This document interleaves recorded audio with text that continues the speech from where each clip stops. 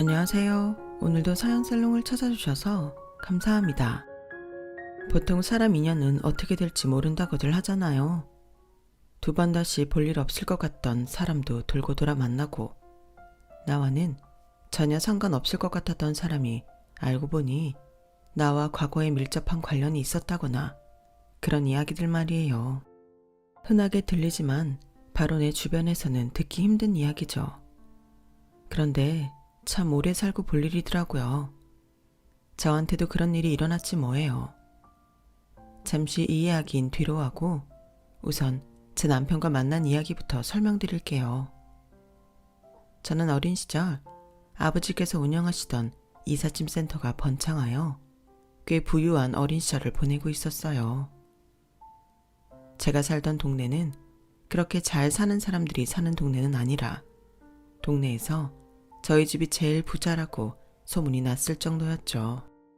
하루는 제가 엄마와 아빠가 타고 있던 차를 냉동식품을 운반하는 트럭이 와서 박았는데 알고 보니 트럭 운전수가 보험을 안 들었다고 하더군요. 트럭 운전수는 보험이 비싸서 형편이 안 돼서 못 들었는데 그 상태로 저희 부모님이 합의를 해주지 않으면 파산을 할지도 모르는 상태였다고 해요. 부양해야 할 자식이 있다며 한 번만 봐달라고 싹싹 비는 트럭 운전수에게 저희 부모님은 아량을 베풀었고 비교적 적은 금액에 합의를 해주셨어요. 그리고는 부모님 두 분께서 든 보험으로 병원 비용을 처리하셨죠. 어쩌다 보니 그 소식이 동네에 돌아 저희 부모님에 대한 미담이 널리 퍼졌어요. 그땐 어려서 그게 얼마나 대단한 건지 이해를 못했지만 지금 와서 생각해보면 얼마나 엄청난 결정이었는지 새삼 실감이 나더라고요. 나중에 부모님께 여쭤보니 아버지도 용달부터 시작해서 이삿짐 센터 운영까지 온 거라 트럭 운전수 처지가 실감이 났다고 하더라고요. 아무튼 그렇게 저희 집의 이미지는 부유하고 마음도 너그러운 집안이 되어 있었죠. 덕분에 초등학교 때 저는 비교적 편안한 학창시절을 보냈다고 이야기할 수 있을 정도로 무난한 어린 시절을 보냈어요.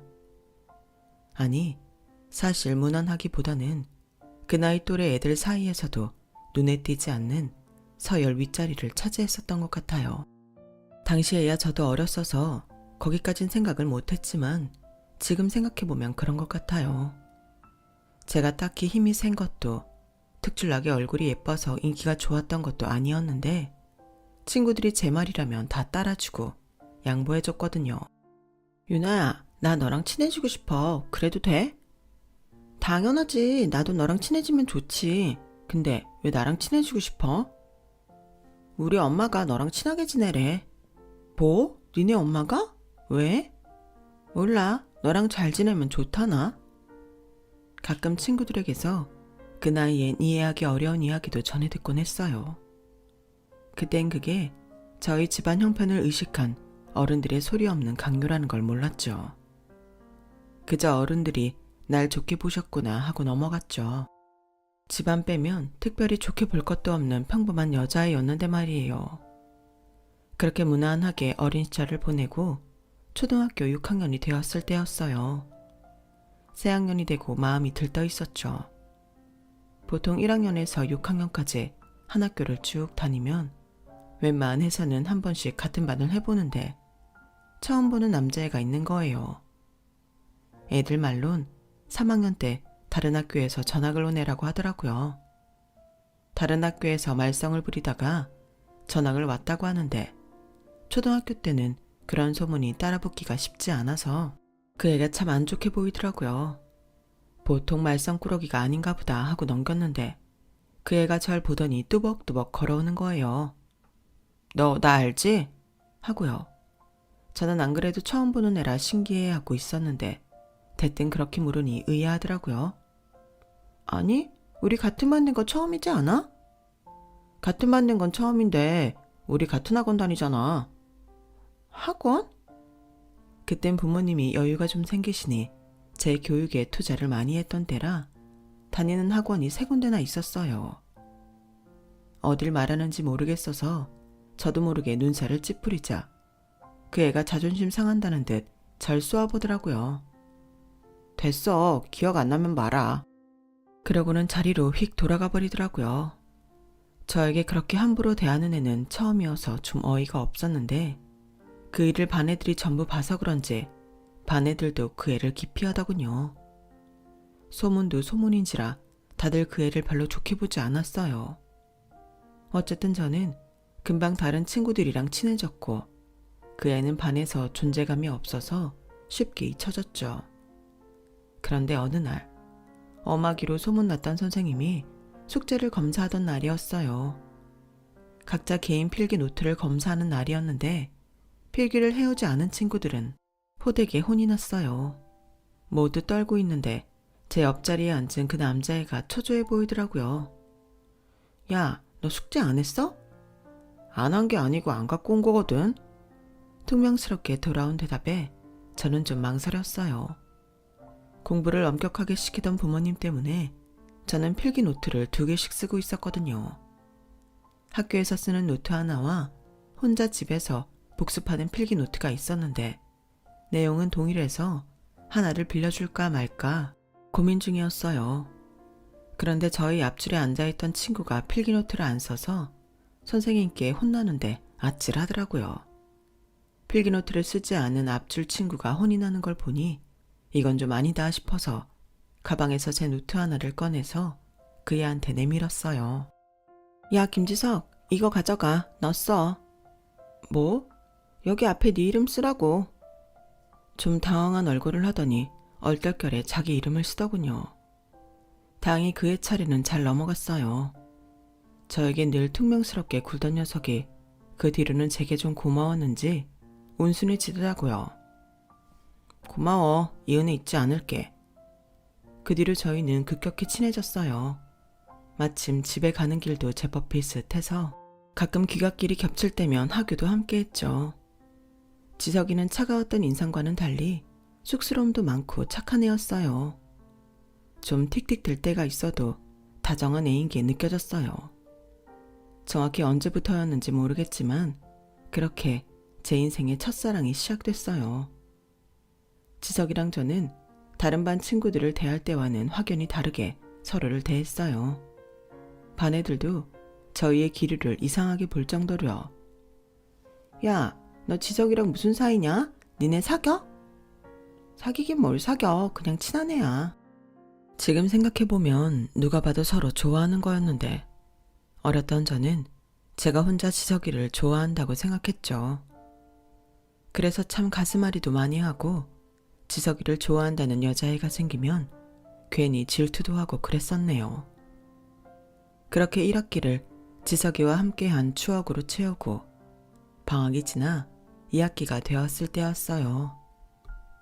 유나야, 우리 한 달 뒤에 이사 갈 거야. 친구들이랑 선생님한테 인사 잘하고 와. 알겠지? 응? 엄마, 나 이 초등학교 졸업하는 거 아니야? 한 학기만 더 다니면 되는데 갑자기 웬 이사? 우리 유나 더 좋은 동네 살게 해주려고 그런 거야. 거기는 길도 더 깨끗하고 살기 좋아. 그러니까 너무 속상해하지 마. 갑작스러운 전학 소식에 너무 혼란스러웠어요. 형편이 좋아져 더 이상 이 동네에 살 이유가 없다고 판단한 부모님께서 저를 비교적 학구열이 높은 분위기인 동네로 데려가 교육시키려고 하셨죠. 소식을 들은 저는 제일 먼저 지석이에게 달려가 소식을 전했어요. 그런데 지석이의 반응은 생각보다 시큰둥했어요. 그래? 잘됐네. 축하해. 내심 서운하더라고요. 같이 슬퍼해 줄 줄 알았는데 역시 지석이는 나 혼자 좋아하는 게 맞았구나 하고요. 저는 남은 날들을 최대한 지석이랑 보내고 싶었는데 지석이는 저랑 정을 때려는 건지 예전보다 무뚝뚝해졌어요. 그게 또 그렇게 서러워서 그 한 달 동안 난 몰래 울기도 많이 울었죠. 갑자기 전등 동네를 떠난다고 하는 부모님을 원망도 참 많이 했어요. 전학하기 전 학교에서 보내는 마지막 날 친구들과 아쉽게 인사를 하는데 눈물이 나더라고요. 이 동네에서 사귄 친구들과 같은 중학교, 같은 고등학교를 가고 평생 함께 할 줄 알았는데 갑작스러운 이별을 받아들이기가 너무 힘들었어요. 유나야, 울어? 울지 마. 저도 모르게 살짝 눈물이 고여 닦아냈는데 제가 운다는 소리를 들은 지석이가 멀리서 걸어왔어요. 그리고는 저를 꼭 안아주더라고요. 건강하게 잘 지내. 짧은 한마디에 결국 울음이 터졌죠. 그렇게 아쉬운 이별을 한 후 시간이 흘러 성인이 되었어요. 그 사이에 저에게는 정말 많은 변화가 있었죠. 저희 집에 이사가고 새로운 동네에서 적응해 살아가던 중 아버지가 운영하시던 이삿짐 센터가 망해서 폐업을 했어요. 약간 무리를 해서 비싼 동네에 살고 있던 저희 집은 반강제로 다시 이사를 하게 되었죠. 하지만 옛날 살던 동네에서는 너무 잘 살던 이미지가 강했던 터라 그 동네로 돌아가는 건 껄끄러웠는지 부모님께서는 다른 동네를 택하셨어요. 그 뒤로는 가족 모두 경제적으로 쪼들리는 생활을 했죠. 저 역시 대학 진학을 포기하고 상업고를 택했어요. 뭐라도 빨리 배워서 취직을 해야겠다 싶었죠. 어렸을 때부터 공부하는 습관이 잡혀 있었던 덕분에 상업고등학교에서 상위권 성적을 유지하는 건 다행히 어렵지 않았어요. 저는 고졸 특채로 대기업 백화점에 입사하게 되었어요. 처음에는 모 브랜드의 의류 매장으로 배정받아 일을 시작했죠. 집안 형편이 안 좋아지기 전에는 꽤 좋아하던 옷 브랜드라 나름대로 재미있게 적응하고 있었어요. 어머, 너 유나 아니니? 나 기억해? 땡땡초등학교 6학년 1반 민정이. 아, 민정아, 당연히 기억하지. 너 반장이었잖아. 그니까 아니 다들 너 어떻게 사는지 엄청 궁금해했는데 여기서 일해? 응? 아, 어쩐지 좀 불편한 기분이 들더라고요. 그제서야 민정이의 옷차림새가 눈에 들어왔어요. 머리부터 발끝까지 세련되고 부티나게 차려입었더라고요. 사회에서 갑과 을로 만난 듯한 기분에 저도 모르게 초라함을 느끼고 있는데 민정이가 갑자기 박수를 쳤어요. 맞다, 너 혹시 이번 주 토요일에 시간 괜찮아? 왜 우리 6학년 때 반 애들 모임 있거든. 뭐? 너네 아직도 만나? 야, 우린 그동안 꾸준히 만났지. 다 동네 친구들인데. 너는 이사를 가버려서 연락이 안 닿아서 못 불렀는데 마침 잘 됐네. 시간 되면 와, 같이 놀자. 애들이 엄청 좋아하겠다. 아직도 모이면 네 얘기 한 번씩 나와. 아, 정말? 뭐야? 반응이 왜 그래? 싫어? 아니, 그런 건 아닌데 나 혼자 너무 오랜만이라. 사실은 부끄러웠어요. 어차피 이렇게 될 거. 저도 그 동네에 쭉 살았더라면 어린 시절부터 봐왔던 친구들을 잃지도 않았을 거고 여기저기 전학 다니며 적응하느라 고생하지 않아도 됐을 텐데. 야, 오랜만이면 어때? 우리가 몇 살 때부터 봐왔는데. 애들한테도 온다고 한다. 꼭 와라. 응? 그래, 알겠어. 나도 애들 보고 싶긴 하다. 갑자기 가슴이 설레더라고요. 시간이 많이 지났어도 6학년 때 반 친구들만은 하나하나 기억에 생생하게 남아있었어요. 특히 지석이 소식이 참 궁금했어요. 막상 토요일에 애들을 만나러 나가려니 오히려 더 못 참겠어서 민정이에게 지석이 소식만이라도 따로 먼저 물으려다 간뒀어요. 그런데 민정이가 매장을 떠나고 나서 곧바로 후회했죠. 지석이가 모임을 나오는지 안 나오는지도 모르는 상태였으니까요. 민정이와 연락처를 주고받은 후 민정이에게서 약속 장소와 시간을 받았어요. 토요일이 돼서 약속 장소에 나갔는데 심장이 터질 것 같더라고요. 애들이 아예 대관을 한 건지 작은 방 안에 익숙한 얼굴들이 꽉 들어찬 게 보였어요. 와, 이게 누구야? 유나야, 진짜 오랜만이다. 와, 잘 지냈어? 진짜 다들 살아있었구나. 야, 너야말로 죽은 줄 알았다. 어째 이사 갔다고 그렇게 매정하게 소식 하나 없냐? 못 만난 지 7년이 넘어가는데도 역시 동네 친구들이라 편하더라고요. 애들과 농담도 주고받으며 반갑게 인사를 나누는데 제가 애타게 찾던 얼굴은 없었어요. 자리에 앉아 한참을 이야기하는데도 지석이는 나타날 생각을 안 하더라고요. 근데 민정아, 지석이는 모임 안 나와? 아, 김지석? 걔는 모임 안 나온 지 좀 됐어. 짜식이 왜 이렇게 자주 모이냐고 귀찮대나? 하여튼 걔는 아직도 까칠하다니까. 나왔다 안 나왔다 해. 신경 쓰지 마. 야, 근데 김지석 걔 유나랑은 친하지 않았냐? 둘이 엄청 붙어 다녔던 것 같은데. 그치 유나야? 어? 아, 그치. 친했지. 어색한 웃음을 흘렸지만 결국 이 모임에서 지석이를 볼 수 없다는 생각에 살짝 우울한 마음이 들더군요. 그때였어요. 누가 출입문을 향해 소리를 질렀어요. 야, 호랑이도 제 말하면 온다더니 쟤 김지석 아냐? 깜짝 놀라 바라본 곳엔 지석이가 있었어요. 추운 겨울에 한참을 뛰어온 듯 뺨과 귀가 새빨개져서는 입김을 몰아쉬더군요. 유나 왔어? 저를 아직 발견 못한 채 입구에 앉아있던 친구에게 묻는데 가슴이 미칠 듯이 뛰었어요. 친구들이 제가 있는 곳을 가리켰고 지석이와 눈이 마주쳤어요. 오랜만에 본 지석이는 키가 아주 컸고 남자답게 듬직한 덩치에 얼굴도 훤칠하게 잘 컸더라고요. 분명 지석이도 다른 친구들과 다름없이 오래 알던 얼굴에서 몸만 큰 거나 다름없었지만 그래도 뭔가 다르게 느껴졌어요. 보고 싶었어 유나야. 성큼성큼 제 앞으로 걸어와 그렇게 말하는 지석이에게 어린 시절 지석이를 짝사랑하던 감정보다 더 큰 감정이 요동치는 것 같았죠. 그날 모임 이후 저는 지석이와 개인적으로 연락을 주고받기 시작했어요. 그때는 핸드폰이 없던 시절이어서 집 전화번호로 연락을 했고 편지도 주고받았죠. 지석이와 제가 연인 사이로 발전한 건 그다지 오래 걸리지 않았어요. 두세 번 데이트를 이어간 끝에 지석이가 제게 만나보자고 이야기했거든요. 제가 첫사랑이라면서요. 저도 같은 마음이었으니 거절할 이유가 없었죠. 지석이와의 연애는 안정적이었어요. 생각도 모난 것도 없고 성향도 잘 맞아서 그 흔한 권태기 한 번 없이 장기 연애를 이어나갔어요. 둘 다 어느덧 20대 후반이 되어 결혼 이야기가 오갈 때쯤 돌연 지석이가 그런 얘기를 하더군요. 너랑 결혼한다고 하면 우리 엄마가 진짜 좋아하겠다. 왜? 엄마가 어렸을 때부터 너랑 친하게 지내라고 엄청 극성이었거든. 진짜? 왜? 오래 사귀었지만 처음 듣는 이야기였어요. 서로 부모님에 대한 이야기는 크게 많이 하지 않았었거든요. 나도 모르지. 네가 그때부터 어른들한테 예쁨을 많이 받을 만한 애였나 봐. 근데 난 엄마가 하도 강요하니까 처음엔 네가 좀 싫었었어. 참나, 나도 너 첫인상 별로였거든?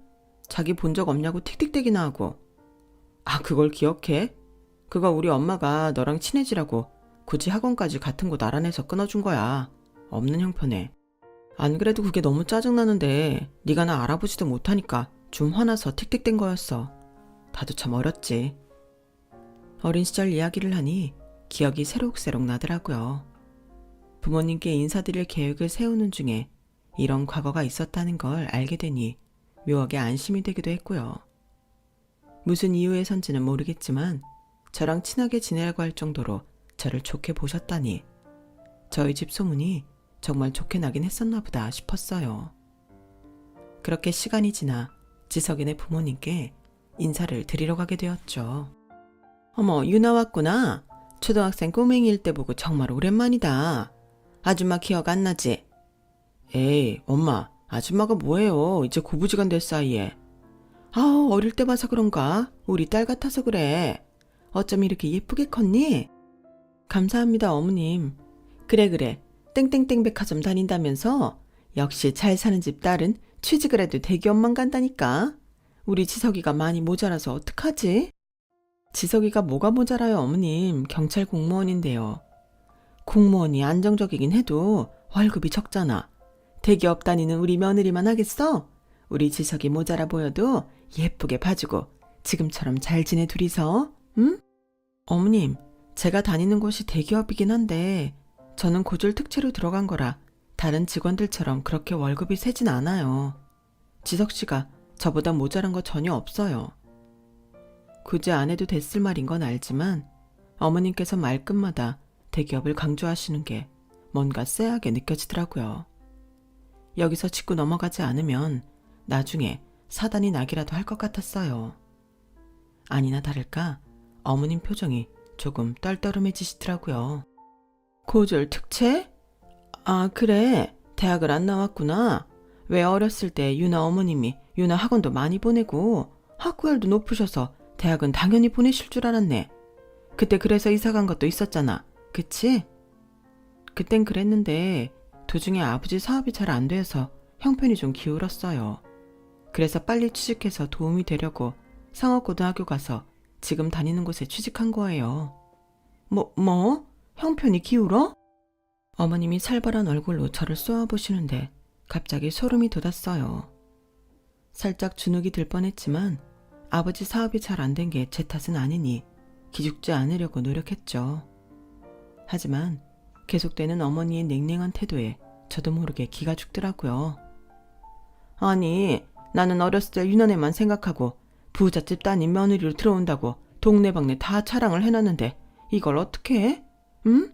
게다가 대기업 백화점 다닌다고 자랑을 했더니 고졸 특채?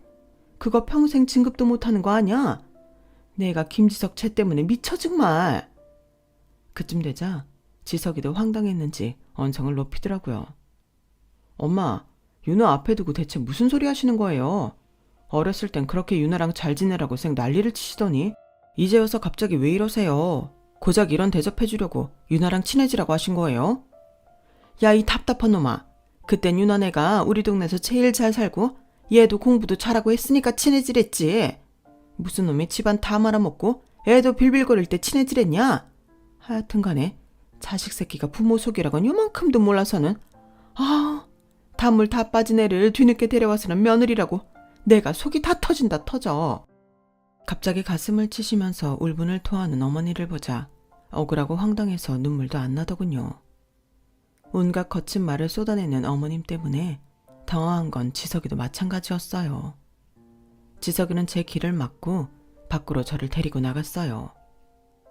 찬 바깥 공기를 쐬자 그제서야 머릿속이 차갑게 식으며 상황 파악이 되더군요. 유나야, 괜찮아? 미안해, 내가 사과할게. 우리 엄마가 가끔 흥분하면 저렇게 말을 못 가리고 하셔. 다신 이런 일 없도록 내가 주의할게. 안절부절 못하며 사과하는 지석이를 보면서도 아무런 생각이 들지 않았어요. 이 결혼을 성사시킬 자신이 없다는 것밖에는요. 사귄 기간이 기간인 만큼 말하지 않아도 지석이는 제 속마음을 알아차린 것 같았어요. 유나야, 제발 다른 생각은 하지 말아줘. 내가 잘할게. 우리 엄마 조금 속물 같긴 해도 정도 많고 나쁘기만 한 분은 아니야. 너한테 피해 안 가도록 내가 잘할게. 그리고 아직 우리 아빠는 못 만나봤잖아. 아빠는 네가 좋아할 만한 분이야. 장담할게. 지석이네 어머님과 아버님은 별것 중이라고 했어요. 어머님께선 살림을 합치고 싶어 하시지만 아버님께서는 안 맞는 성향 때문에 억지로 함께 살기 싫다며 안 들어오고 있다고 알고 있었죠. 지석이의 설득에 넘어가 저는 아버님까지 만나보고 결정하기로 했어요. 다행히 아버님께서는 저희 집안 형편도 저의 학력도 그 어떤 것도 신경 쓰지 않고 저를 그저 지석이가 오래 사귄 여자친구, 곧 결혼을 앞둔 예비 며느리로 대해주셨어요. 지석이 말대로 아버님은 제가 좋아할 만한 따뜻하고 자상한 분이더군요. 지석이의 좋은 점이 아버님을 다 닮은 것 같았어요.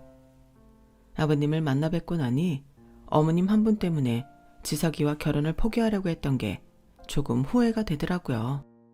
아버님께서도 어머님 성격을 아셔서 앞으로는 이런 자리는 따로 만나지 말고 같이 보자고 제안해 주셨고요. 아버님이 함께 있으면 어머님께서 덜 그러실 것 같다면서요. 그렇게 저는 약간의 걱정을 안고 결혼 준비를 시작했습니다. 어머님의 반대가 있었던 것 같긴 하지만 지석이가 제게 별다른 이야기를 전하지 않아서 포기하셨나 보다 하고 결혼을 진행했죠.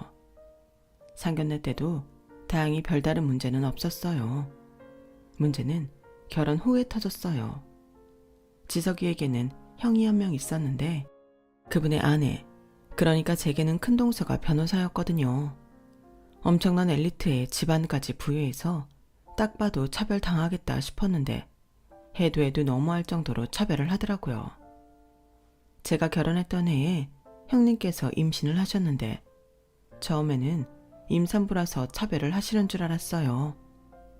무슨 일할 거리만 생겼다 하면 작은 애는 어디냐, 작은 애 시켜라 하시는데 임신한 형님께 일을 같이 하자고는 할 수 없는 노릇이니 군말 없이 따랐죠.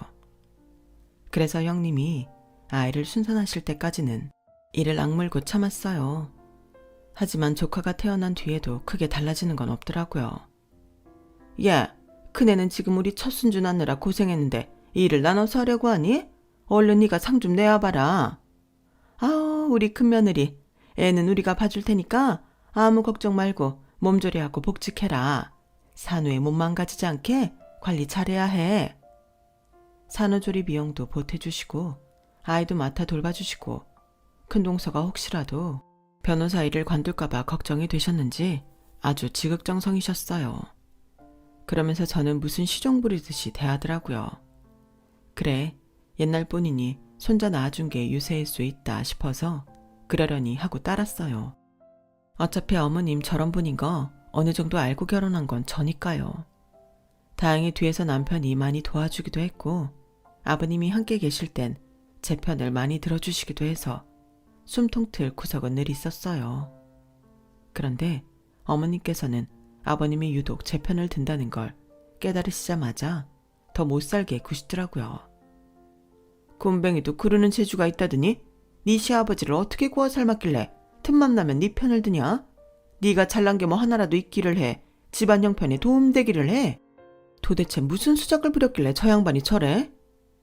그런 심술어린 말엔 대꾸할 기운도 없었죠. 어쩌다 남편이 듣게 되면 어머니가 남편이 싸우게 놔뒀어요. 하필이면 시댁과 형님 댁이 그다지 멀지도 않아서 생각보다 가족들이 자주 모였는데 정말 막판에는 너무 지쳐서 훌쩍 도망가고 싶을 지경까지 왔어요. 그런데 그때쯤 아이를 간절히 바라던 저와 남편 사이에 축복이 찾아왔죠. 어머니, 아버지, 우리 임신했어요. 정말이냐? 축하한다 며느라. 어머, 동서 축하해. 감사합니다. 감사해요, 형님. 아이를 가진 것만으로도 온 세상을 다 얻은 것 같긴 했지만 한편으로는 형님이 임신하셨을 때 누리던 혜택을 생각하면 더 이상 시어머니께 시달릴 일이 없을 것 같아 마음이 한결 편안해졌어요. 그토록 원하던 아이를 가졌는데 이런 생각부터 든 자신을 돌아보면서 얼마나 시달렸으면 그런 생각이 드나 싶어서 그동안 잘 버텨온 스스로가 대견하더군요. 여보, 너무 축하해. 그동안 많이 힘들었지? 엄마도 같은 여자니까 아무리 그래도 임신한 사람한테까지 못살게 굴진 않으실 거야. 형수님 임신하니까 지극정성으로 잘해주시는 거 봤지? 당신도 이제 고생 끝이야. 근데 그건 형님이 변호사라서 그런 것 같은데 임신하기 전에도 변호사라고 많이 예뻐하셨잖아. 그건 그렇지만 어쨌든 손주 본 게 크지 않을까? 어쨌든 우리 사이에 낳은 손주도 손주인데 손주 보게 해드리면 좋아하실 것 같아. 그런가? 뭐 난 어머님이 형님한테 해주시듯이 나한테 안 해주셔도 괜찮아. 그냥 지금처럼 몸종 부리듯이 막대하지만 않으시면 더 바랄 게 없어.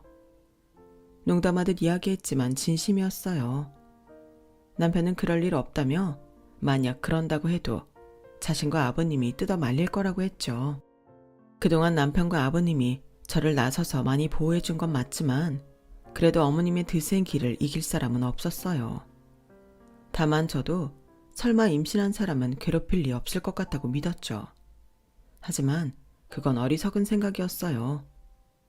얘야, 형님 왔는데 뭐하니? 다가상 좀 내어봐라. 어머, 어머님, 동서 임신했는데 좀 쉬라고 하세요. 제가 할게요. 동서도 저 임신했을 때 많이 일해줬잖아요. 됐다. 너는 앉아서 우리 손주 봐야지. 일하랴 육아하랴 힘든 건 너야. 쟤는 고작 임신한 지 몇 주 되지도 않았는데 아직은 일할만 하지. 나중 되면 임신 핑계로 일 다 빠지려 할 텐데 벌써부터 봐주면 쓰겠니? 그래도 어머님, 임신 초기에도 몸 조심해야 하는데.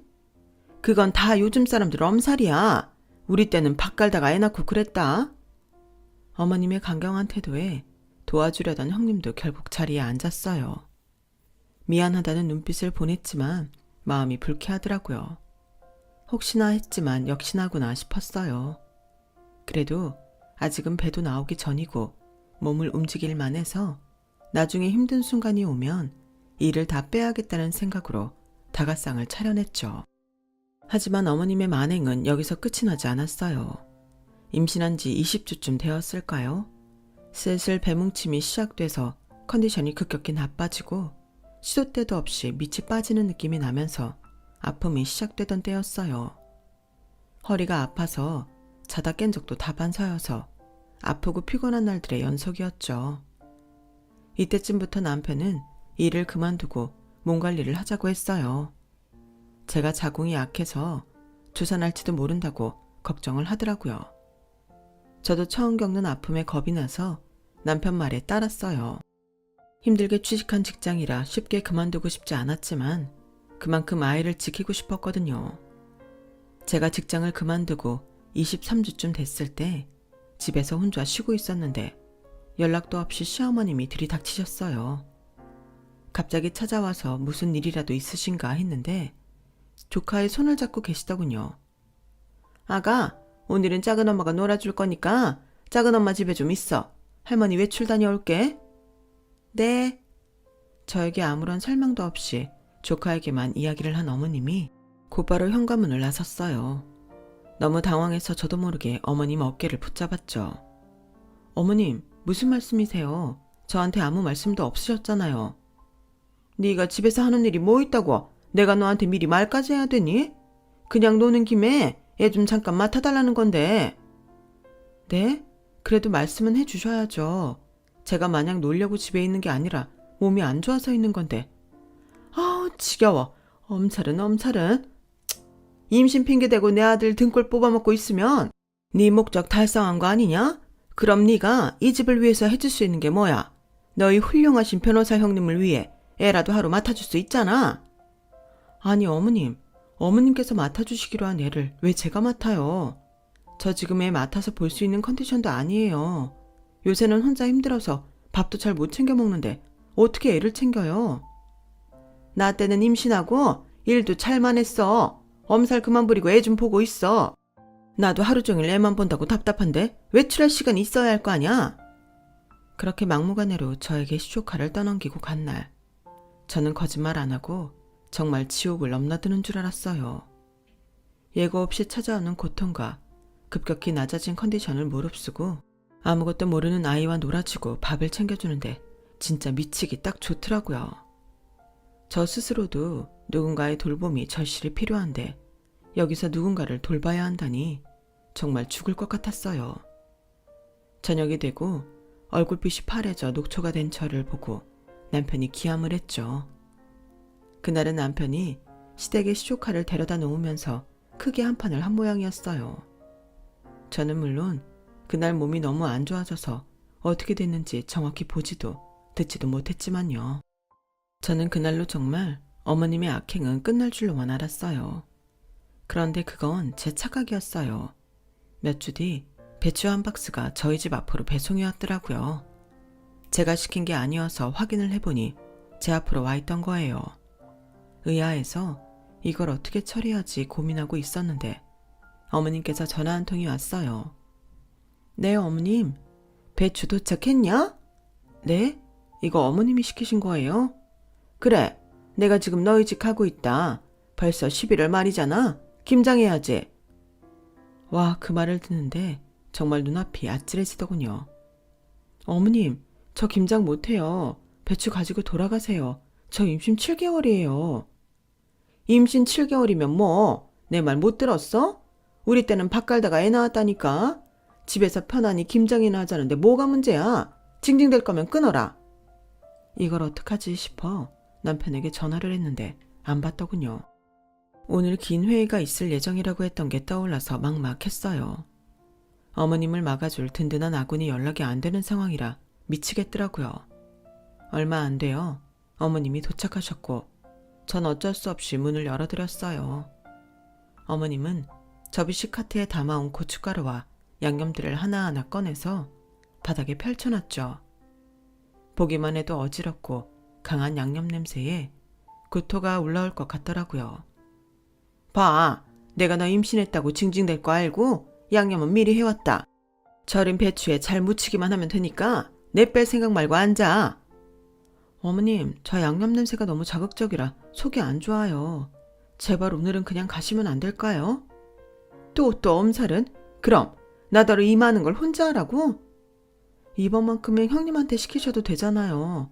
네? 이러다 저희 얘기 잘못되면 어떡해요? 뭐? 네 형님은 변호사라 바빠 죽겠는데 김장할 시간이 어딨어? 억울하면 너도 변호사 하지 그래. 그리고 네 애가 잘못되긴 뭘 잘못돼. 어차피 변호사가 낳는 애도 아닌데 태어나길 머리 나쁘게 태어날 거라. 뭘 그리 사서 걱정하냐고. 어머님의 폭언에 정신마저 아찔해졌어요. 그래, 차라리 톡이 올라오는 거 참고 빨리 끝내서 어머님을 돌려보내야겠다는 생각이 들었어요. 하지만 생각할수록 제가 이걸 다 끝낼 수 있을지 자신이 없더라고요. 이건 참 아닌데 싶으면서도 마지막 동아줄이라도 잡고 싶은 생각이 들었어요. 저는 김장 전 손을 씻고 오겠다는 핑계로 화장실에 들어가서 몰래 아버님께 문자를 보냈죠. 어머님께서 저희 집에 계시니 도와달라고. 너무 간략한 문자라 죄송스러웠지만 그땐 예의고 뭐고 차릴 정신이 하나도 없었어요. 그렇게 상태가 나쁜데 김장이라고 야무지게 할 수 있을 리가 없었죠. 정말 이러다간 김치에 트라우마 생길 것 같다는 생각이 들 정도로 시달렸어요.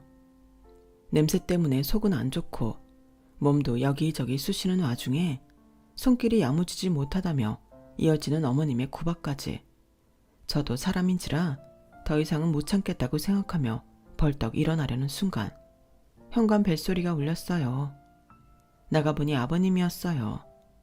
아버님은 안 좋은 일이 있었던 것처럼 표정이 몹시 어두우셨어요. 눈가가 살짝 붉어져 있는데 설마 우셨나? 라는 생각이 들 정도였어요. 당신 지금 뭐 하는 거야? 임신한 애를 데리고 김장을 해? 당신은 여자들 일에 좀 빠져요. 내가 시집살이 할 땐 나 몰라라 하더니 작은 며느리 시집살이는 왜 이렇게 두 눈 뜨고 못 봐? 남자들이 끼면 사이가 더 나빠지는 거 몰라요? 사람이 나빠도 어떻게 이렇게 나빠? 작은 애도 남의 집 귀한 딸이야. 당신 아들들은 그렇게 금이야 우기야 키워놓고 어떻게 이럴 수가 있어? 홀몸도 아닌 애한테. 아버님이 생각보다 화를 크게 내셔서 저까지 살짝 당황했어요. 어머님도 놀라셨는지 동공이 떨리시더라고요. 아니, 내가 얘 보고 임신을 하라고 강요를 했나? 왜 나한테 그래? 하여간 능력 없는 애들이 임신은 잘해요. 당신 진짜 말 조심 안 해? 내가 뭘요? 나는 집안 기강 세우려는 건데 큰며느리는 큰며느리 나름대로 큰일하니까 그만큼 대접해주는 건데 그게 뭐가 나빠? 그럼 며느리 둘을 다 상전 모시듯하고 김장을 나 혼자 하라는 거야? 그놈의 김장? 김치야 사 먹으면 그만이지. 내가 작은 며느리 시집살이 시키지 말라고 말했어 안 했어? 이 애가 집안 형편이 안 좋아진 게 얘 탓이야? 형편 때문에 부모님 힘들게 안 하려고 상고 가서 취업한 게 얘 탓이냐고. 당신은 인생 살아보니 인생이 당신 뜻대로 되든? 왜 애를 못 잡아먹어 안달이야? 아버님, 전 괜찮아요. 그만하세요. 도움 요청한 것 치곤 좀 민망한 말이긴 했지만 너무 역정을 내시는 바람에 말려야겠다 싶었어요. 어머님 역시 잔뜩 분노하셔서 뒷목을 잡으며 뭐라 대받아치려는데 아버님이 갑자기 주머니에서 명함을 꺼내 어머님 앞에 던지셨어요. 당신 이거 기억해? 바닥에 떨어진 명함은 저희 아버지가 예전에 운영하던 이삿짐센터 명함이었어요. 아버님, 이걸 왜? 어머님은 그 명함을 들여다보니 당연하다는 듯 눈살을 찌푸리셨죠. 기억하지 그럼 내가 못할까봐? 왜요? 뭔가 이상하지 않아? 어머님은 두 눈을 비비고 명함을 자세히 들여다보시더라고요. 명함과 저를 번갈아 보던 어머님의 눈이 갑자기 커지셨어요. 설마 이분이 우리 사돈? 맞아. 예전에 내가 트럭 사고 냈을 때 합의해 주셨던 분들, 그분들이 우리 사돈이었어. 세상에나? 나는 당신이 일을 처리해서 몰랐지. 믿을 수 없는 이야기에 상황 파악이 바로 되지 않더라고요. 알고 보니 어린 시절 저희 동네에 부모님 미담이 퍼지게 했던 그 사건의 주인공이 저희 아버님이었던 거예요. 당시 형편이 어려워 트럭 운전 일을 하시며 남편 형제를 키우시던 아버님께서 사고를 내셨고 저희 부모님께서 적은 금액으로 합의를 보고 사고 비용을 다 처리하셨던 거예요. 그 일로 언젠가 돈을 모아 은혜를 갚겠다고 약속하는 아버님께 저희 아버지가 명함을 주며 언제든 일자리가 필요하면 연락 달라고 하셨다고 하더라고요. 저희 아버지에게 감동받은 아버님께서 그 일을 잊지 않고 마음의 빚으로 남겨두었다가 꽤 큰 금액이 모일 때까지 기다렸다가 더 늦기 전에 명함 속 연락처로 전화를 건 모양이었어요. 처음에는 사돈과 이름이 비슷해서 설마 했었는데 약속 장소에 나온 저희 아버지를 보고 눈물을 한바탕 흘리신 모양이었어요. 그 뒤에 제 문자를 받고 분노하신 아버님께서 바로 저희 집으로 찾아오신 거였어요. 이 모든 일이 하루 만에 일어났다는 게 정말 믿기지 않더라고요. 충격적인 소식을 들은 어머님께서는 어떡해 라는 말만 반복하시면서 제 손을 꼭 잡으시더라고요. 생각 같아서는 그 손을 뿌리쳐버리고 싶었지만 아버님을 생각해 간신히 참았어요. 내가 우리 집안 은인인 줄도 몰라보고 무슨 짓을. 그동안 미안했다 유나야. 내가 왜 그렇게 심술을 부렸는지 앞으로는 절대 힘들게 하지 않으마. 부모님께는 제발 이야기하지 말아주렴. 내가 당신 때문에 진짜 못 산다.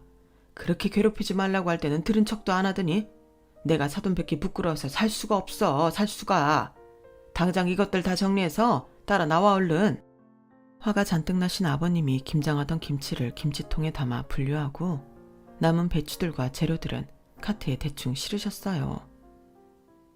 이 몸으로 김장하느라 수고했으니 이건 너희 먹고 하던 것만 우리가 치우마.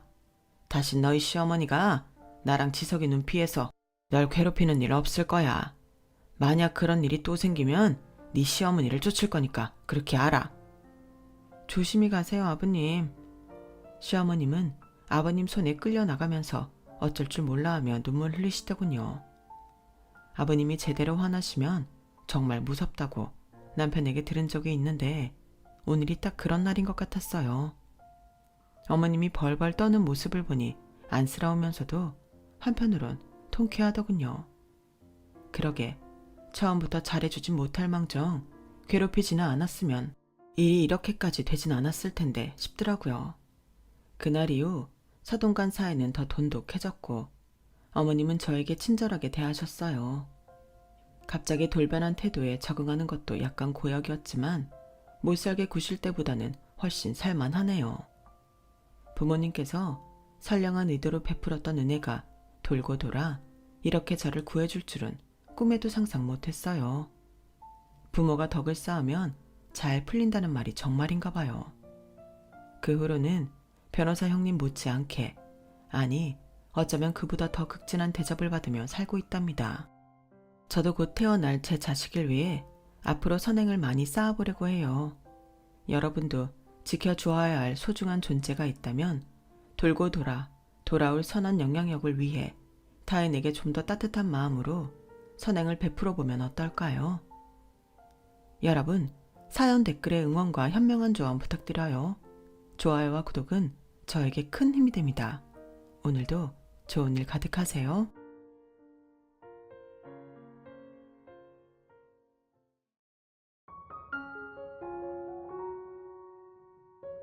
안녕하세요. 오늘도 사연 살롱을 찾아주셔서 감사합니다. 저는 서울에 살고 있는 30대 중반의 여성이에요. 저는 얼마 전 이혼을 하고 엄마와 함께 오순도순 살고 있어요. 근처에는 이모네도 있어서 이종 사촌들과도 왕래가 잦아 위로도 많이 받으며 외롭지 않게 지내고 있죠. 아빠는 제가 초등학생 때 돌아가셨고 엄마는 재혼을 하지 않고 이모와 함께 작은 사업을 하며 저를 키우는 걸 당신 인생 전체라고 생각하셨어요. 이모와 엄마는 화장품 관련 사업을 하고 계세요.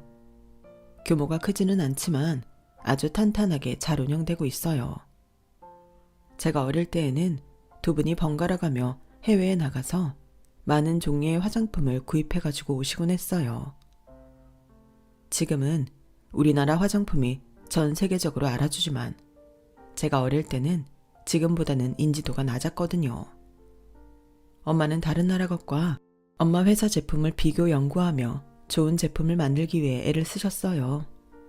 그 결과 지금은 어디에 내놓아도 손색이 없는 제품들을 만들게 되었죠. 저는 그런 엄마와 이모가 늘 자랑스러웠어요. 하지만 가족의 도움으로 사회생활을 시작하고 싶지는 않아서 제 힘으로 다른 회사에 취직해서 다녔죠. 그러다가 남편도 만났고요. 저는 남편과 이혼을 하면서 엄마 회사에서 일을 하게 됐어요. 그 남편이라는 작자가 어땠냐 하면 두 분의 회사가 자기 앞으로 넘어온다며 거짓말하고 다녔거든요. 그러다가 걸려서 저와 완전히 갈라선 거고요. 남편 놈이 어떤 짓을 했는지 지금부터 이야기해 볼게요. 저는 남편을 대학 동창 모임에서 만났어요. 학교 다닐 때에는 남편하고 별로 친하지 않아서 얼굴만 서로 아는 정도였는데 세월이 흐르고 다시 만나니 그럼에도 반갑게 인사하게 되더라고요. 남편은 제가 2학년 때 군대 갔다 와서 복학했고 저보다 2살 많았어요. 저는 학교 다닐 때 복학한 선배들이 어렵기도 하고 저랑은 안 맞는 것 같아서 어울린 적이 없었어요. 그러니 저나 남편은 서로에 대해 아는 게 별로 없었어요.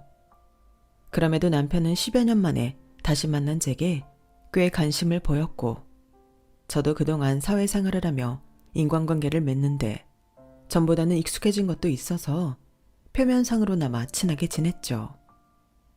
저는 적당히 이야기나 하다가 관계에 선을 그으려고 했는데 남편은 꽤나 저한테 적극적이었고 결국 저는 그런 남편의 모습에 호감을 느끼고 사귀게 되었어요. 그때만 해도 저는 남편이 저와 여러 면에서 취향이 비슷한 줄 알았거든요. 근데 알고 보니 그건 전부 남편이 제 취향을 조사해서 일부러 비슷하게 맞춘 거였더라고요. 이 인간은 적당히 먹고 살만한 집 여자랑 결혼해서 평생 편하게 사는 게 목표였는데 재수가 없으려니까 제가 남편 레이더에 걸려든 거였고요.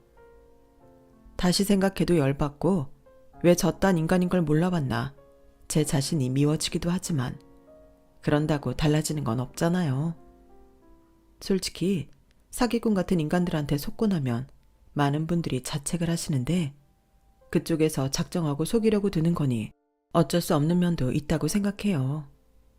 그래서 저도 이제는 저 자신을 미워하지 않고 있어요. 아무튼 그 인간은 결혼하고부터 완전 사귈 때와는 다른 모습을 보여줬어요.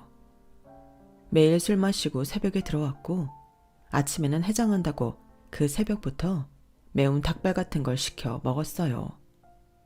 저는 그 시간에 배달해주는 식당이 있는 줄도 몰랐어요. 배달앱을 이용해도 한 달에 한두 번 점심 정도에나 주문해봤으니까요. 밤부터 오전 7시나 8시쯤까지 영업하는 야식당들이 그렇게 많다는 걸 저는 남편하고 결혼하고 나서야 알았어요. 남편은 늘 술에 취해서는 혀가 꼬부러진 목소리로 이렇게 말하고는 했어요. 윤지원, 너 어디 가서 나만한 남자 만날 수나 있겠어? 나랑 결혼한 거 너 진짜 안 긁은 복권 산 거다. 솔직히 나만한 남편이 어딨냐? 아무리 요새 결혼 늦게 하는 추세라고 해도 여자 30 넘으면 그건 좀 아니잖아. 근데 내가 딱 나타난 거야. 너처럼 나이만 먹고 할 줄 아는 것도 없는 여자한테 말이야. 나는 너 아니어도 더 어린 애랑 결혼할 수 있었다. 내가 다 너 불쌍해서 결혼해준 거다.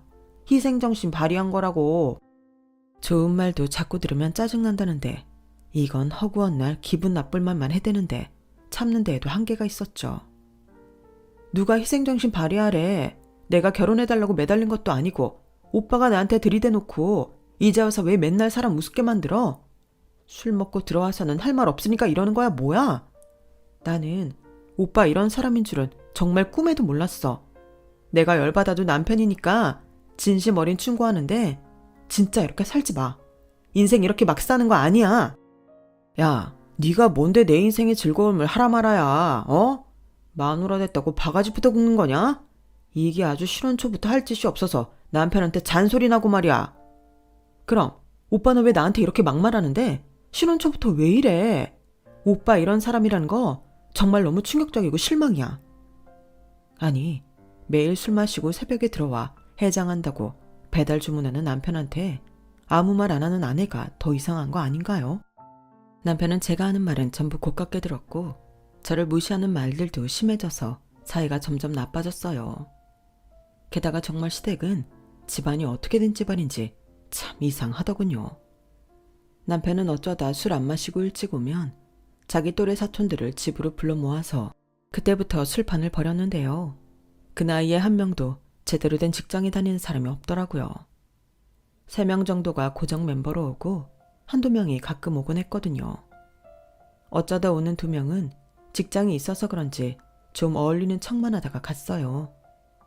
저한테 실례 많았다, 미안하다, 그러고 돌아갔는데 고정 멤버 셋은 정말 진상도 그런 진상들이 없었어요. 아무튼 남편하고 그 사촌들은 누가 들어도 한심한 소리들만 했어요. 아, 나 진짜 이번에 주식 잘못 물려서 완전 거지야. 마누라한테 쫓겨나서 PC방에서 자잖아.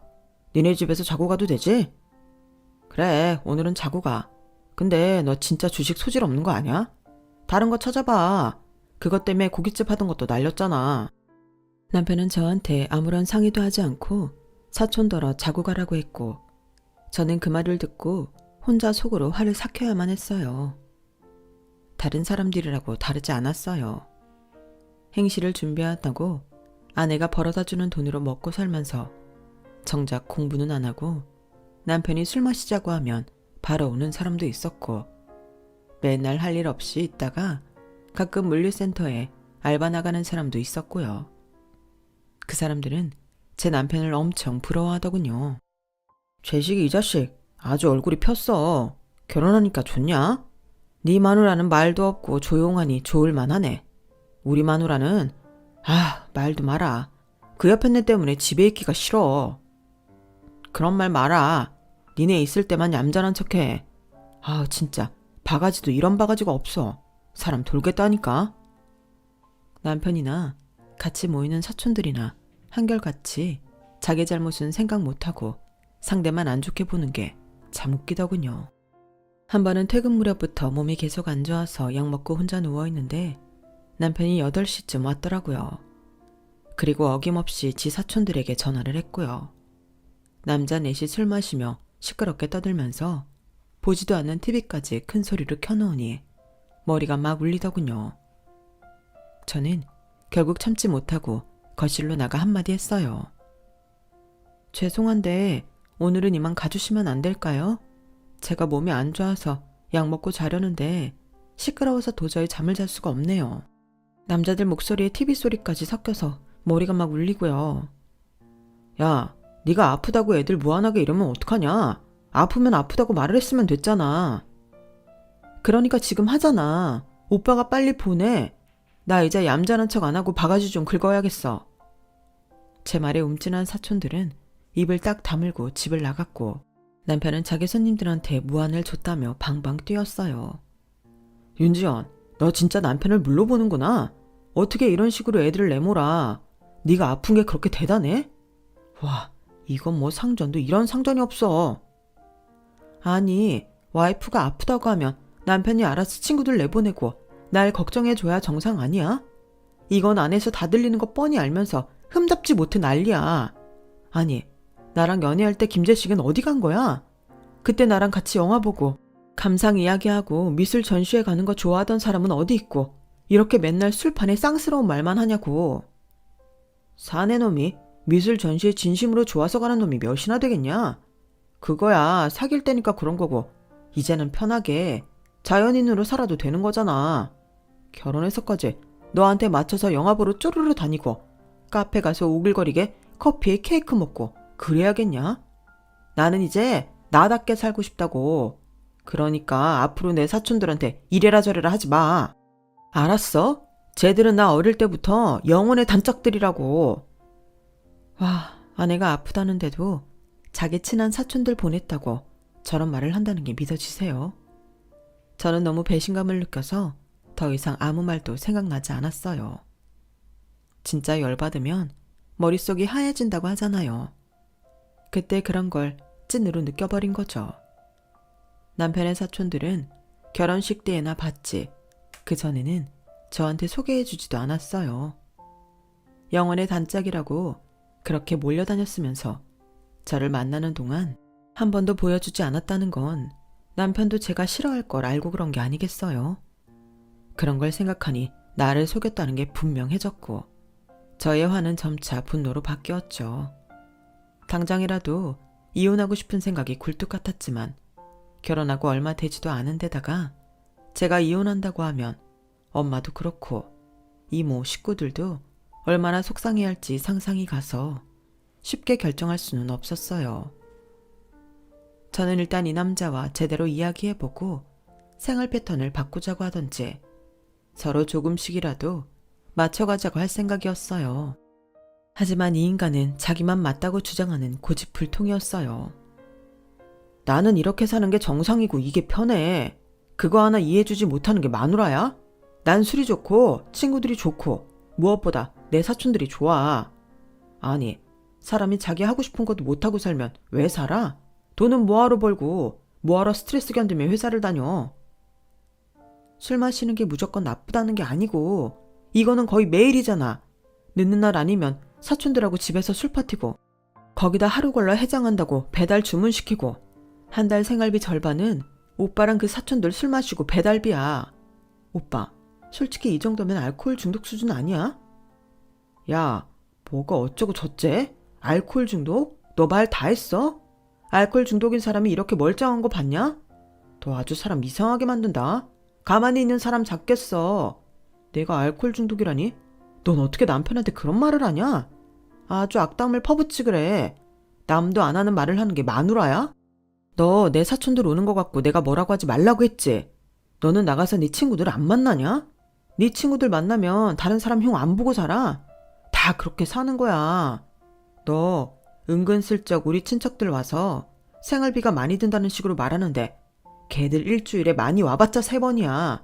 평소에는 2번, 적게 오면 1번이고.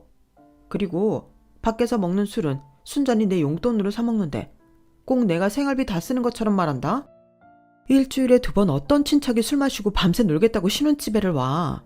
오빠는 나랑 살려고 결혼했어. 아니면 신혼집 마련해서 사촌들 불러서 놀려고 결혼했어? 같이 사는 사람은 나야. 같이 사는 사람이 불편하고 생활비에 대해 의견을 말하면 맞추려고 해야 부부 아니야? 내 친구들 말하는데 내가 친구들 데려와서 오빠처럼 그렇게 놀았어? 자꾸 오빠 기준만 주장하지 말고 서로 배려 좀 하자고. 배려란다. 얘 진짜 웃기네. 넌 무슨 가족 간에 그런 걸 따져. 아, 정말 잔소리도 한두 번이지. 그럼 너도 네 친구 데려와. 밤새서 놀아. 그런 말이 아니잖아. 아니, 그리고 오빠 사촌들은 어떻게 매일 와서 얻어먹기만 하고 가? 한 번도 자기들이 뭘 사오거나 음식 시킬 때 돈 내는 걸 본 적이 없어. 방에 있다고 모르는 줄 알아? 맨날 오빠 휴대폰으로 계산되는 거 알아. 나랑 오빠가 배달앱에 같이 등록한 생활비 카드로 쓰잖아. 넌 친척들 와서 밥 먹는 걸 밥값 내라고 해? 이게 그냥 와서 좀 놀다가 밥 먹고 가는 수준이 아니잖아. 야, 그럼 직장 생활하는 사람이 돈 내야지. 일정한 수입도 없는 애들한테 매정하게 오늘은 네가 내고 다음에는 제가 내고 그래야겠냐? 오빠 진짜 나랑 우리 집 생각은 하나도 안 하고 오빠 사촌들만 생각할 거야? 말을 하면 할수록 싸움만 됐고 남편은 완전 일방 통로로만 뚫린 사람 같아 너무 답답했어요. 그러면서도 평생 사람이 저러지는 않겠지 라며 막연하게 시간이 지나면서 조금씩 사촌들하고도 소원해지고 가정을 챙기게 될 거라는 생각을 하기도 했어요. 왜냐하면 그게 정상이니까요. 다들 그렇게 생각하지 않겠어요? 사촌들도 평생 저렇게 놀고 먹고 살지는 않을 거고 와이프 있는 사람은 제대로 돈벌이를 하는 날이 오면 바빠지니 못 만나게 될 거고 다른 사람들도 취직을 하려니 했죠. 그러다가 제가 회사에서 정말 바빠지게 됐어요. 저희 팀이 맡은 프로젝트가 꼭 통과돼야만 했거든요. 그러다 보니 야근을 하고도 집에 일거리를 가지고 와야 할 때가 있었는데 남편하고 그 사촌들이 그날따라 더 심하게 떠들고 사람을 짜증나게 해서 일거리를 들고 도로 회사로 가버렸어요. 그 후로 저는 회사에서 밤을 새우는 한이 있어도 집에는 절대 일을 갖고 가지 않았어요. 차라리 그게 속 편하더라고요. 남편하고 사촌들 술 마시고 떠들고 말도 안 되는 소리나 하는 걸 듣는 것보다 100배 나았어요. 근데 아내한테 쫓겨나서 PC방 전전한다던 사촌이 아내 몰래 사채를 썼다가 갚지 못하고 걸려서 이혼이 코앞이라는 말을 들었어요. 저는 혹시 남편이 그 사람을 집에 들일까봐 걱정이 됐어요. 오빠, 그 남식이라는 사촌 이혼한다며? 그 사람 갈 데 없다고 막 집에 들이고 하면 안 돼? 그러자 남편은 안색을 싹 바꾸더니 저를 노려봤어요. 너 내 사촌은 뭐 시댁 식구로 치지도 않는다는 거냐? 어디서 이름을 함부로 불러? 그리고 그 사람? 와, 진짜 너 해도 너무한다. 남식이 영식이 정식이 와도 너 제대로 인사 한 번을 안 하는 거 나 다 눈 감았는데 이제는 아주 무슨 거렁뱅이 취급을 하려고 드네? 와서 술 심부름 한 번 한 적 없으면서 뭐가 어쩌고 저째? 아니, 내가 왜 오빠랑 사촌들 술 먹는데 술 심부름을 해야 돼? 오빠는 오빠 와이프가 옆에서 술 심부름이나 하면 좋겠어? 안 될 건 또 뭐냐고. 그리고 내가 걔를 집에 부르든 데리고 나가든 신경 꺼라. 내가 알아서 할 테니까 명령하지 말라고. 이런 말조차 명령이라며 저를 윽박지르기만 하니 저는 일상의 모든 게 스트레스가 됐고 불면증에 위궤양까지 생겨서 계속 고생이었어요. 거기에 시댁은 제가 아버지가 없이 엄마 밑에서 컸다고 걸핏하면 애비 없이 커서 뭘 모른다며 저를 무시했어요. 엄마가 속상할까봐 저는 그런 말을 한마디도 하지 않았지만 엄마와 이모가 명절이라고 시댁에 고급 한우 세트에 자연산 전복에 민어 세트를 보낸 걸 보니 속이 뒤집히더라고요. 이런 걸 줄만한 사람들이 아닌데 저 때문에 이렇게 고개를 숙이셔야 하나? 너무 속상했어요. 시댁은 그런 걸 받고도 고맙다는 말 한마디 안 하고 저희 친정에는 아무것도 보내지 않았어요. 그럼에도 엄마는 남편한테 새 차를 뽑아주려고 하더라고요. 아니야 엄마, 그러지 마. 오빠 차 산 거 1년도 안 됐대. 그러니까 절대 사주지 마. 알았지? 엄마가 하나밖에 없는 사위 잘해주고 싶어서 그러는데 왜 그렇게 못하게 해? 왜? 무슨 일 있어? 아무튼 해주지 마. 해주려면 그냥 딴 거 해주든가. 그때까지도 저는 엄마한테 남편과 시댁에 대해 솔직히 얘기할 엄두가 나지 않아서 말을 꺼내지 못하고 있었어요. 남편과 시댁의 실체를 알면 얼마나 속이 상하실지, 얼마나 배신감을 느낄지 제가 겪어봤으니 너무 잘할 수 있었죠. 사실 저는 언젠가는 엄마 회사에 들어갈 생각을 하고 있었어요. 아직은 때가 아닌 것 같았고 또 더 큰 회사에서 일을 하면 나중에 분명 엄마 회사에 도움이 될 것 같아서 배운다는 심정을 갖고 일을 하고 있었어요. 제가 엄마한테 남편 차 사주지 말라고 하니 엄마는 저와 남편 사이가 좋지 못하다는 걸 눈치채셨던 것 같아요.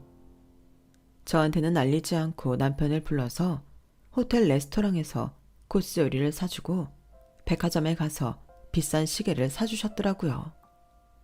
그래놓고 남편과 헤어지고 나서 저한테 연락을 하셨어요. 오늘 내가 김서방 밥도 사 먹이고 요즘 젊은 남자들 좋아하는 시계도 선물했으니 너한테도 잘할 거다. 엄마, 돈 아깝게 왜 그랬어? 그러지 말지. 진짜 돈 아깝다. 돈 아깝게 뭐가 아까워. 나는 너만 잘 살면 괜찮아. 우리 딸한테만 잘하면 나는 더한 것도 해줄 수 있어. 저는 정말 속이 터지는 것 같았지만 결혼한 지 몇 달 안 돼서 속았다는 말은 못하겠어서 알겠다고만 했어요. 남편은 엄마가 사준 시계를 차고서는 얼굴이 아주 해볼쭉해졌더라고요. 야, 니네 친정 그 회사 엄청 작은 데 아니냐? 근데 매출은 괜찮아? 장모님 나한테 이런 거 해주시는 거 보면 꽤 버는 것 같은데? 같은 말이라도 그렇게밖에 표현을 못해? 아, 됐다. 내가 무슨 말을 해. 저는 그러고는 먼저 방으로 들어와 버렸어요. 근데 이 인간이 그 후에 저희 엄마 회사에 대해서 자세히 알아본 모양이더라고요. 야, 지원아, 니네 엄마 회사 작은 게 아니네. 장모님이 대표고 이모님이 이사해. 화장품 종류도 꽤 되네. 회사 여직원들한테 물어보니까 이 브랜드 다 알더라. 그걸 이제야 알았다니 유감이네.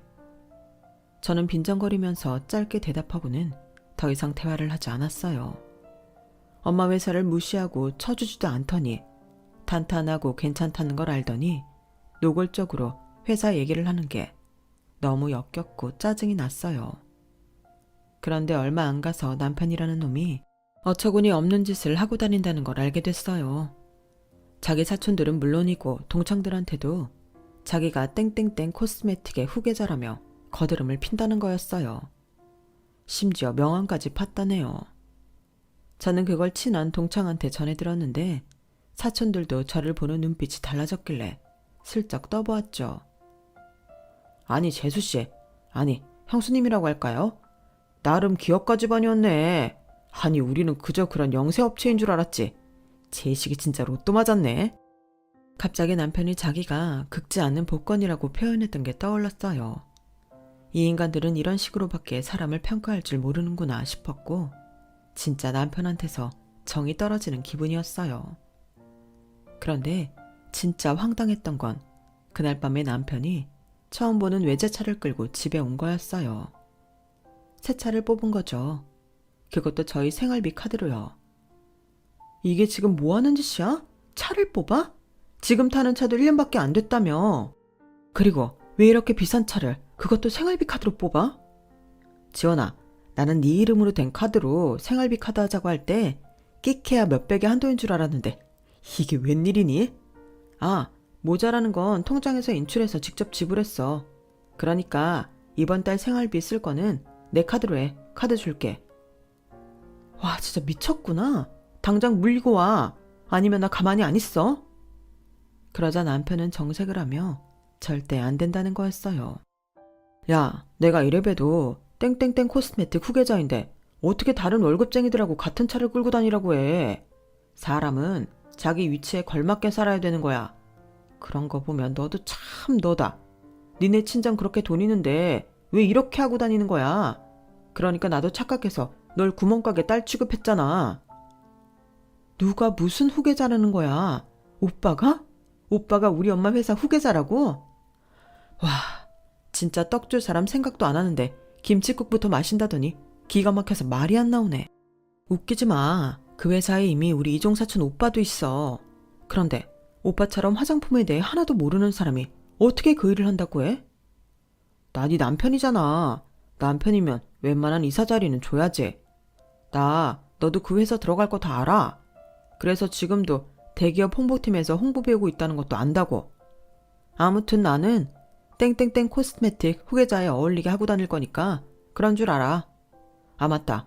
그 회사에 남식이랑 정식이 자리 좀 알아봐. 가족 좋다는 게 뭐냐? 이럴 때 돈도 벌게 해주고 번듯한 자리 하나는 해줘야지. 그 말을 듣는 순간 저는 그동안 참았던 화가 폭발했고 남편 멱살을 붙잡고 현관 밖으로 밀어버렸어요. 방심하고 있던 남편은 눈 깜짝할 새에 밖으로 밀려서 뒤로 나자빠졌고요. 야, 너 당장 그 차 도로 물리고 와. 아니면 너 진짜 뜨거운 맛 보게 해줄 테니까. 그렇게 그 차가 사고 싶으면 네 돈으로 사라고, 이 거지 같은 자식아. 야, 네가 지금 나를 쳤어? 이게 마누라가 남편한테 할 짓이야? 그리고 왜 차를 물려? 내가 지금까지도 니네 회사 그렇게 잘 되는 줄 모르고 속고 살았는데 그것만도 열받는데 이 정도도 못 해준다고? 와, 나 진짜 나 이거 그냥 못 넘어가. 경찰 불러. 여기요. 누가 112 신고 좀 해주세요. 그래. 어디 시끄럽게 굴어봐.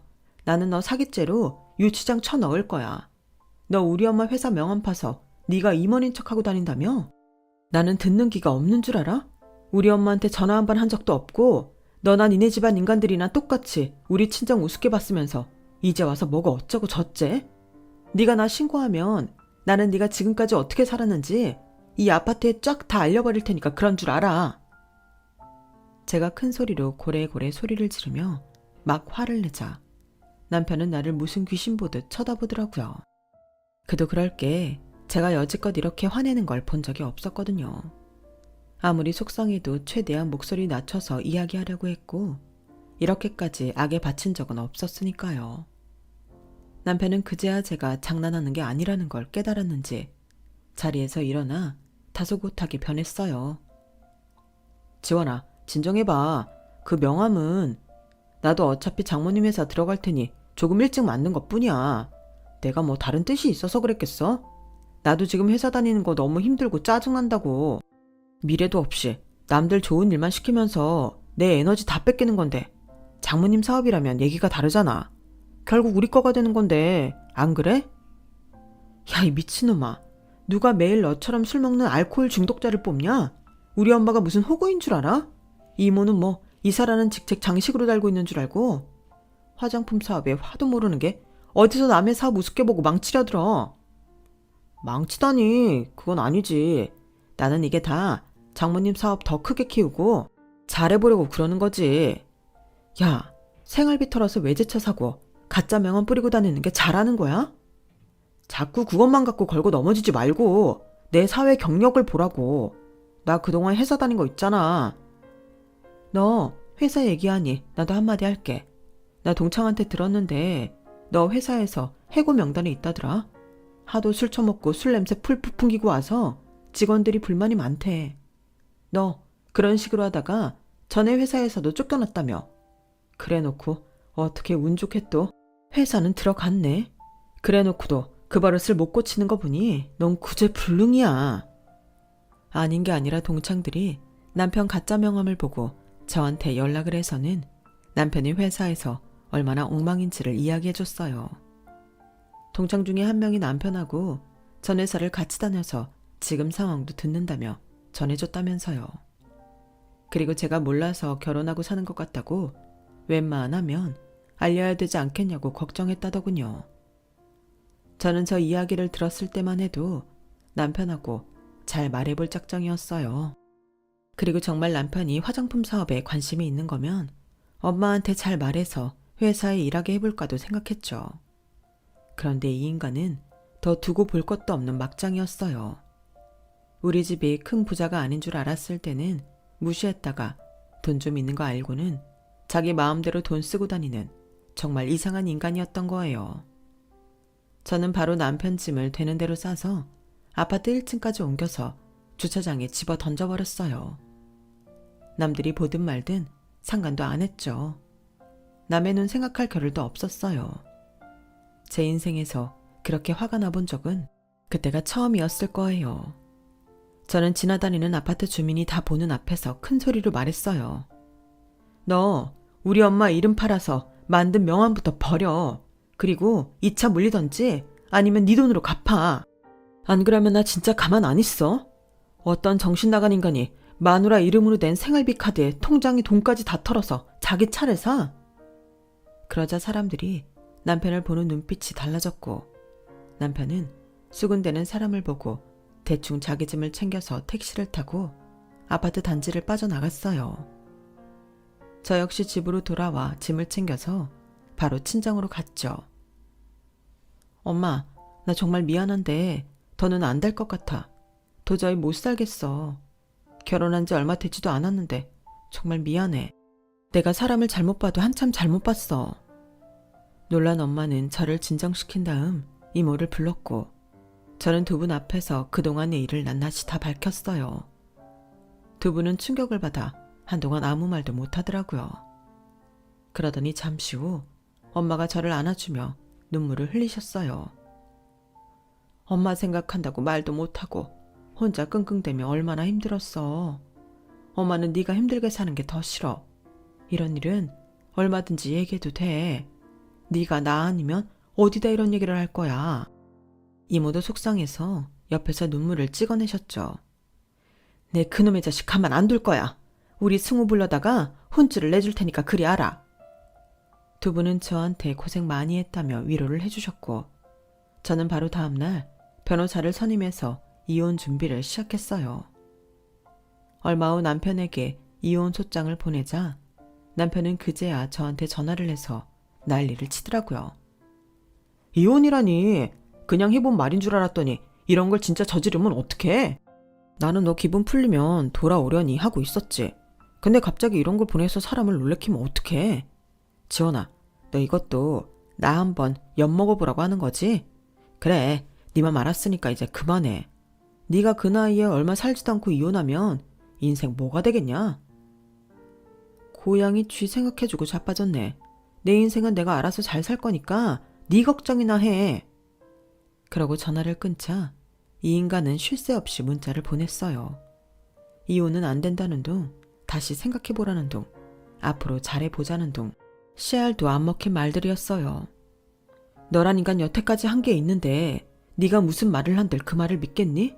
너는 그냥 딱 네 수준에 맞는 사촌들하고 맨날 술이나 퍼먹고 살아. 나보다도 네 사촌들 먼저 챙기던 놈이 너야.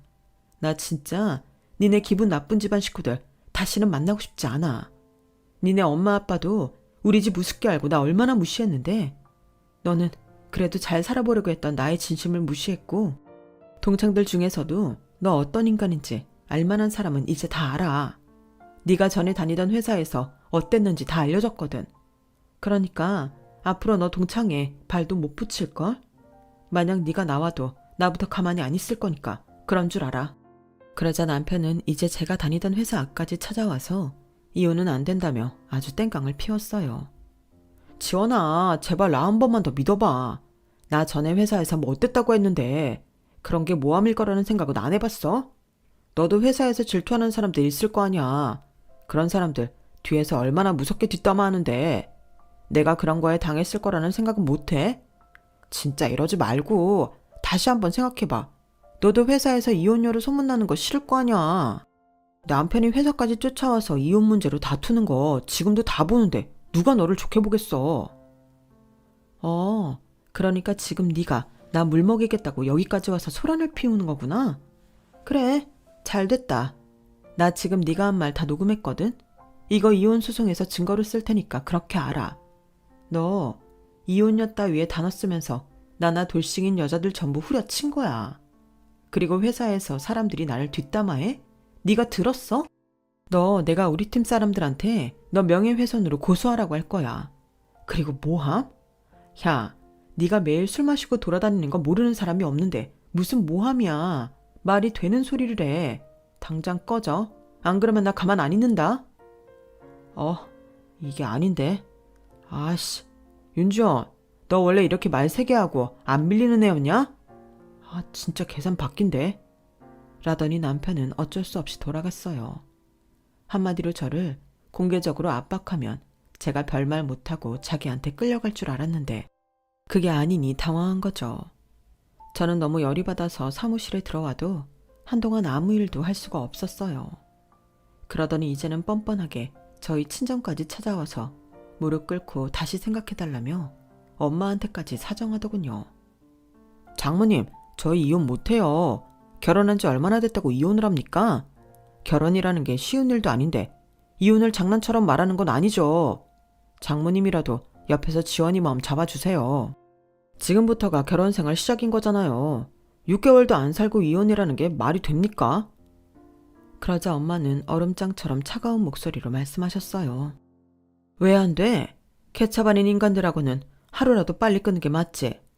자네 내가 좀 알아봤는데 요즘 회사에서도 말썽이 많다며. 그렇게 매일 사는데 무슨 일을 제정신으로 하겠어? 그리고 어떤 정신 나간 엄마가 자기 딸이 매일 남편하고 그 사촌들 술 퍼마시고 잡소리하는 소리에 시달리는 걸 그냥 두나. 이제 안 그럴 겁니다.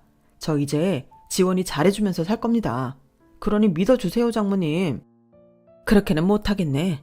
자네가 내 사업 우습게 보고 지원이 무시하다가 돈 좀 있는 거 알고 태도 바꾸는 거잖아. 나는 그렇게 돈 보고 이랬다 저랬다 하는 사람 절대 안 믿어. 처음 결혼시킬 때도 너나 니네 집이 다 마음에 들어서 시킨 거 아니야? 지원이가 좋아하는 사람이니까 집안이 좀 빠지고 우리 딸보다 못한 회사 다녀도 인생에 그런 게 전부가 아니라는 마음으로 허락한 거야. 그런데 이거는 뭐 오히려 지들이 우리 딸을 우습게 알고 말이야. 더는 자네랑 할 얘기 없으니 당장 돌아가. 아니요, 저 못 갑니다. 용서해 주시고 지원이랑 다시 살라고 할 때까지 저 절대 못 가요. 그러자 엄마가 어디론가 전화를 하셨어요. 나야. 승우랑 같이 좀 와. 다른 애들도 데려오면 좋고. 엄마는 이모한테 전화를 하셔서 이종 사촌 오빠와 언니들을 부른 거였어요. 잠시 후 이모 가족이 도착했고 승우 오빠가 남편 멱살을 잡으며 이렇게 세우자 남편은 말 그대로 다리를 바들바들 떨었어요. 그도 그럴 게 승우 오빠가 덩치도 좋고 학기도 유단자여서 정말 포스가 무서웠거든요. 너 진짜 혼나고 싶냐? 위조 명함으로 사기친 것도 모자라서 이제는 여기까지 와서 행패야? 안 나가면 진짜 너 후회하게 해줄 테니까 좋게 말할 때 나가. 언니들은 저를 데리고 방으로 들어와서 위로해줬고 거실에는 엄마와 이모 그리고 승우 오빠가 남편을 혼냈어요. 이런 썩을 자식, 감히 우리 조카를 결혼하자마자 그렇게 힘들게 만들어? 너 나한테 오늘 정말 죽어볼래? 이모가 난리를 치자 그제야 남편은 싹싹 빌었다고 해요. 그러는 걸 승우 오빠가 한 손으로 거의 들다시피 해서 밖으로 내쫓았고요.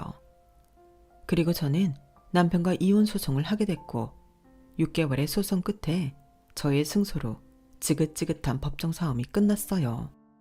남편은 차 산 거에 그동안 생활비로 술 마신 돈까지 저한테 갚게 됐죠. 거기에 위자료는 또 따라왔고요. 또 회사 차원에서 남편에게 사기죄로 고소한 게 있어서 남편은 그 재판도 계속 받아야 했어요.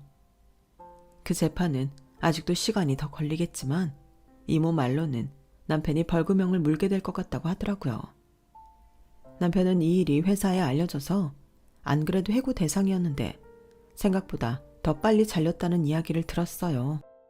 저한테 줄 위자료에 차값에 생활비까지 물어내야 되는 남편은 수도권에서 취직이 되지 않아 지방의 어느 작은 영세업체에 취직해서 힘들게 살고 있다더군요. 저를 속이고 저희 엄마 회사를 자기 마음대로 어떻게 해보려고 했으니 그 정도 벌은 당연하다고 생각해요.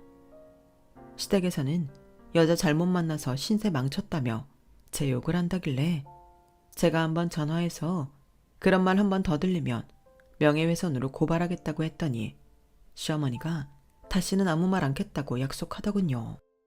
저도 이혼 소송 중간에 회사를 그만두고 쉬다가 얼마 전부터 엄마 회사로 출근을 하고 있어요. 지금보다 더 열심히 살아보려고요. 제 이야기는 여기까지예요. 끝까지 들어주신 분들 모두 감사드리고요. 다들 건강하세요. 여러분, 사연 댓글에 응원과 현명한 조언 부탁드려요. 좋아요와 구독은 저에게 큰 힘이 됩니다. 오늘도 좋은 일 가득하세요.